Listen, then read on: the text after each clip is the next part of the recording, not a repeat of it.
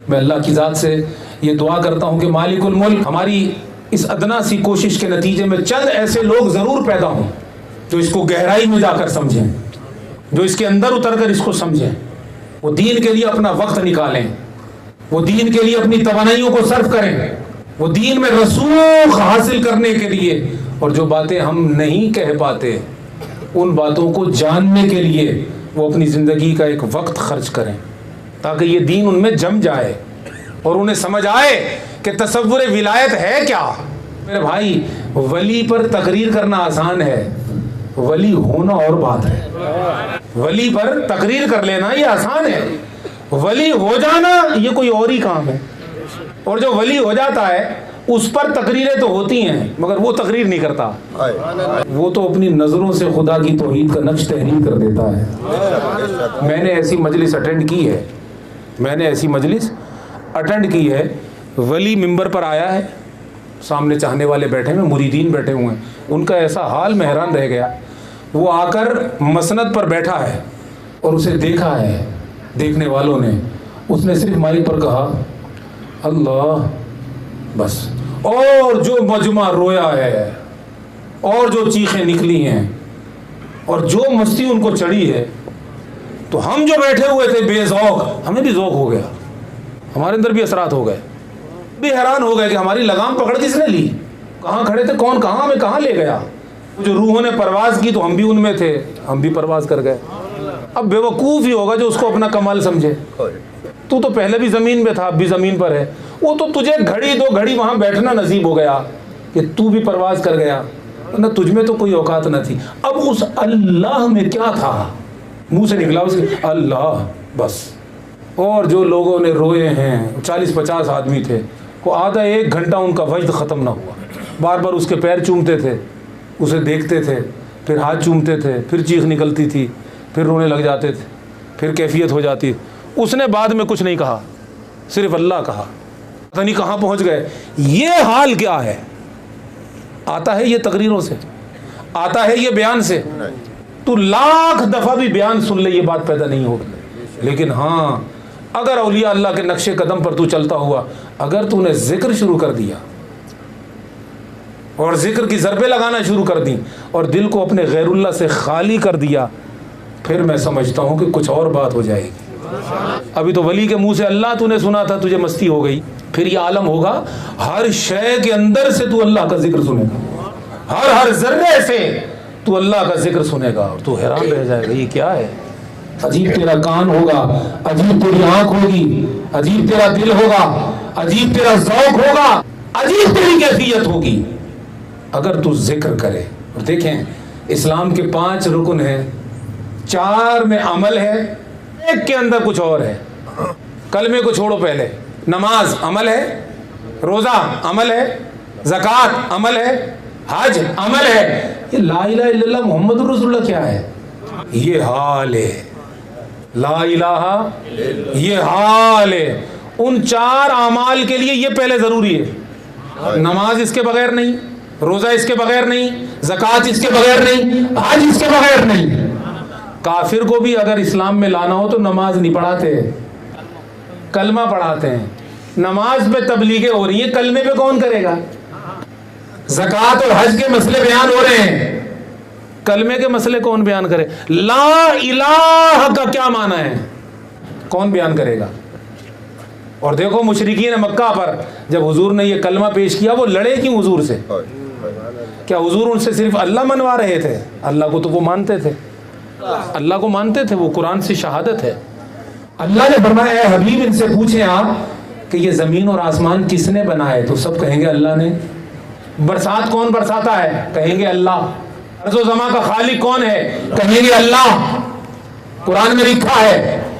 اے حبیب ان سے پوچھیں یہ تم بتوں کی پوجا کیوں کرتے ہو؟ تو کہیں گے لیقربونا الی اللہ زلفا، الی اللہ زلفا، الی اللہ، کہ ہم ان کی پوجا اس لیے کرتے ہیں کہ یہ بت ہمیں اللہ سے قریب کر دیں گے۔ مطلب اللہ کو تو مان رہے ہیں نا۔ اب یہ الگ بات ہے کہ بت قریب کرتے ہیں یا دور، یہ تو بعد میں طے ہوگا، مگر اللہ کو تو وہ مان رہے ہیں۔ اب کیا کروا رہے ہیں آقا کہ جب اللہ کے رسول نے کلمہ پیش کیا اور فرمایا کہ ان پر کلمہ پیش کریں لا الہ الا اللہ. تو اس کا مطلب کیا ہے؟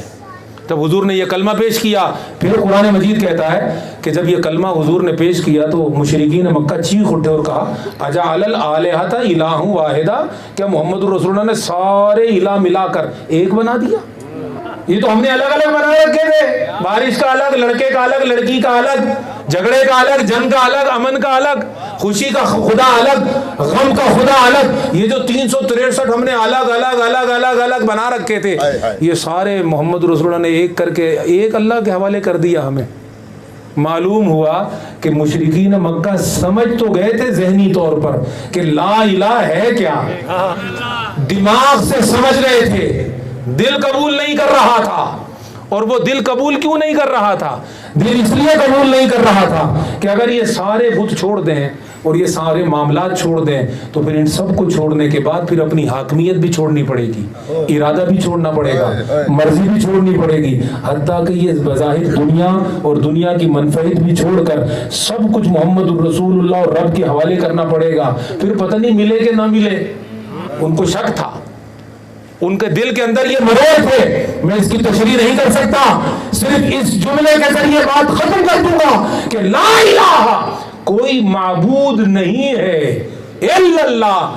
مفہوم یہ تھا کہ لا الہ کہنے کے بعد اے بندہ مومن ہر قسم کے شرک اور ہر قسم کے غیر اللہ کے تصور سے نکل کر تو اللہ کی وحدانیت میں اس طرح گم ہو جا کہ تیری زبان اور دل پکارے تجلا تیری ذات کا سو بسو ہے، تجلا تیری ذات کا سو بسو ہے، جہاں دیکھتا ہوں تو ہی تو ہے، نہیں کچھ غرض مجھ کو دیر و حرم سے تیرے دیدار کی آرزو ہے، اور جمال خدا گر نہیں تم نے دیکھا محمد کو دیکھو وہی ہو بہو ہے.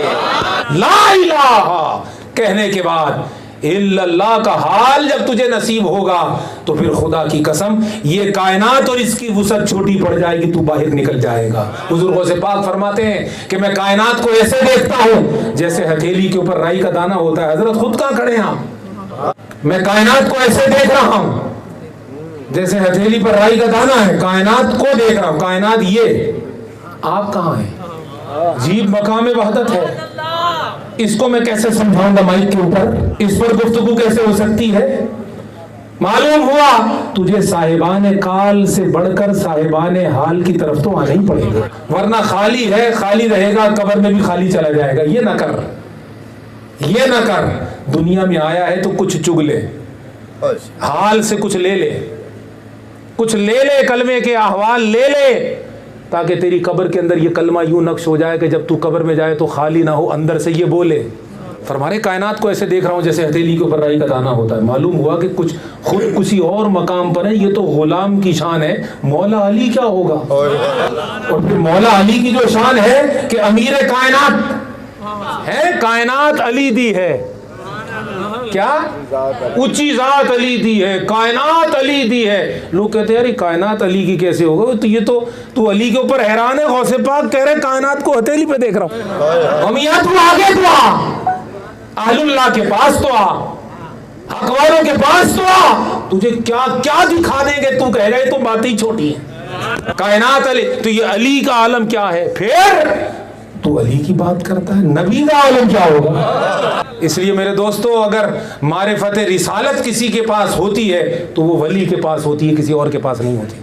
اور ہم اہل سنت و جماعت کے تمام علماء کا اس بات پر اتفاق ہے کہ عقائد کاملہ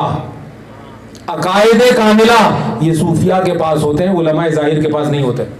صوفیہ کے پاس ہوتے ہیں، عقائد صوفیہ کے پاس ہوتے ہیں، اور وہی تحفظ کرتے ہیں عقیدہ حق کا. اور انہوں نے کیا ہے تحفظ عقیدہ حق کا. اس لیے اگر کوئی چاہتا ہے کہ عقیدہ حق کا تحفظ ہو تو اسے چاہیے کہ یا تو صوفی بنے یا تو صوفی ڈھونڈے یا صوفی بنے، اور ڈھونڈے بغیر بنے گا نہیں. صوفی ڈھونڈے اور اسی میں وقت لگائے. جب مل جائے گا تو انشاءاللہ انعمت علیہم ہو جائے گا، اور جب وہ ہو جائے گا تو پھر تجھے غوثیت بھی سمجھ آئے گی، پھر تجھے غوثیت کے مراتب بھی سمجھ میں آئیں گے، پھر 11ویں کیا ہے یہ بھی سمجھ آئے گی. اور یہ ہو کیوں رہی ہے یہ بھی سمجھ آئے گی.